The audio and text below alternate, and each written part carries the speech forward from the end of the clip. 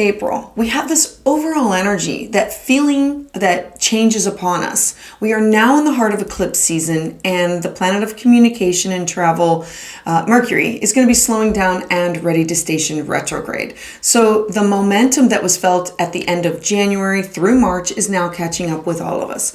The eclipses, they're course correctors. They're meant to quickly align us back on track where we have basically veered off. This first one will be the start of a new cycle, followed by the ending of an old cycle with the next one.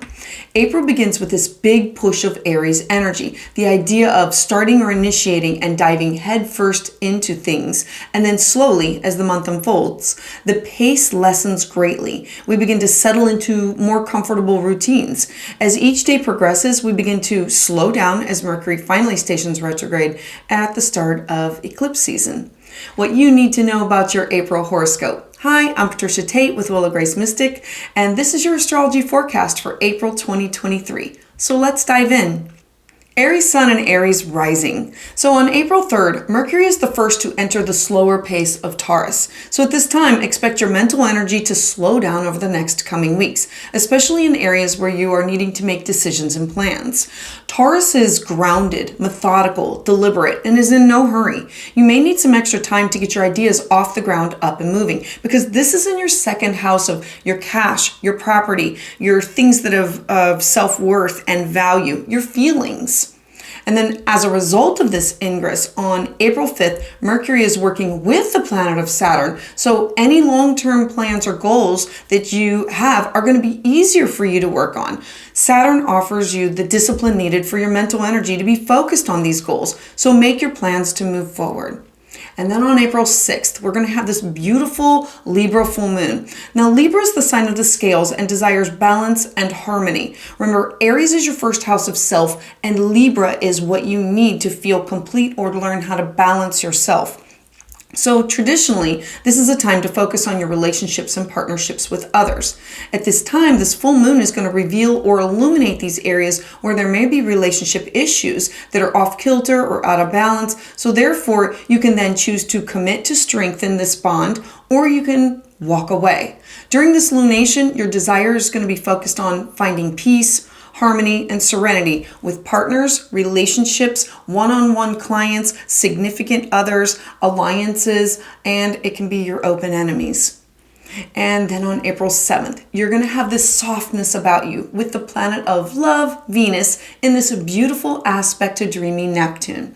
Now, you can be more understanding, compassionate, and feeling others' emotions. This energy allows you to care and help for others while receiving joy in the reciprocity of the energy that you receive in return from them.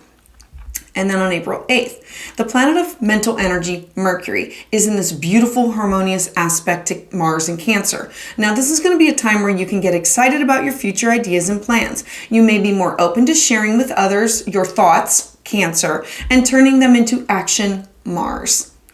And then on April 11th, Venus, again, the planet of love, she enters the very chatty and inquisitive sign of Gemini. So expect shameless flirting and your mental connections in love to take on this stronger role at this time.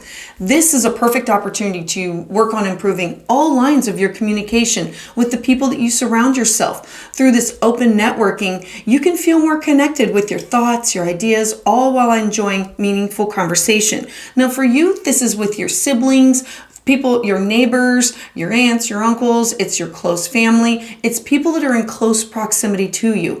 This also includes writing, journaling, and technology.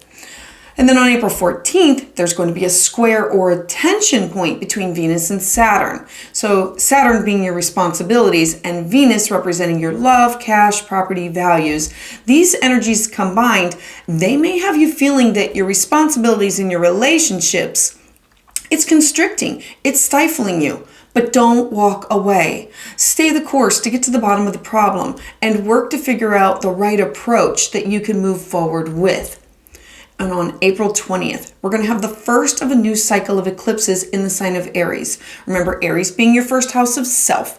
Aries being the first sign of the zodiac, it looks forward to spring, to this new life, to new beginnings. Spring, the end of winter.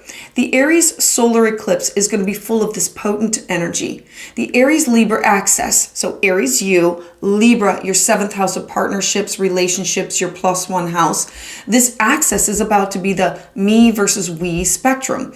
Topics for you include independence, codependence, interdependence, and collaboration. It's going to be very hot for you over the next few months, with a pattern running through this for the next couple of years.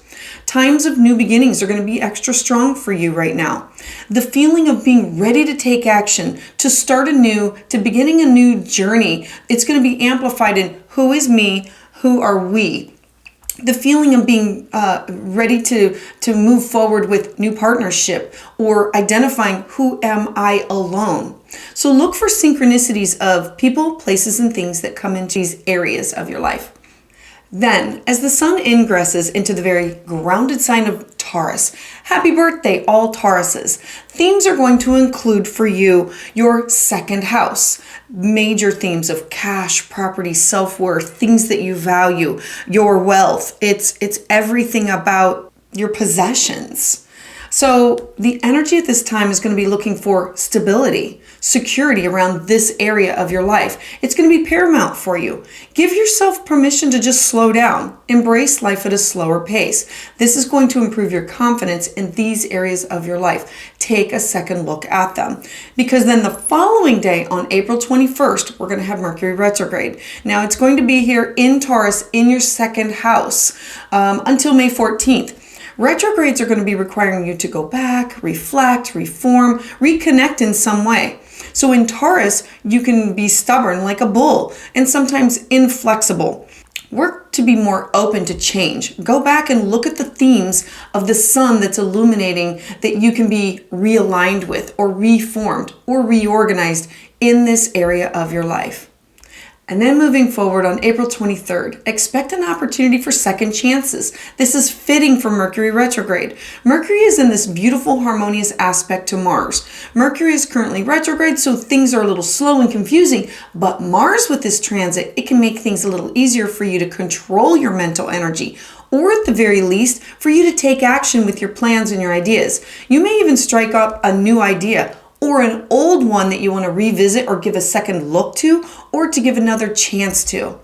And then on April 29th, there's this beautiful harmonious aspect between Mars in Cancer and Uranus in Taurus. So Mars is your passion, your drive, and Uranus wants to break free, to change. And so together this means that change is going to be easier for you to focus on. You can take action to create these changes that you desire and hope for. These actions can get you closer to your dream future, all the while embracing the way you complete tasks unconventionally. So I would love to hear about how this resonates with you in the comments below. To hear updates as soon as they're released, please subscribe.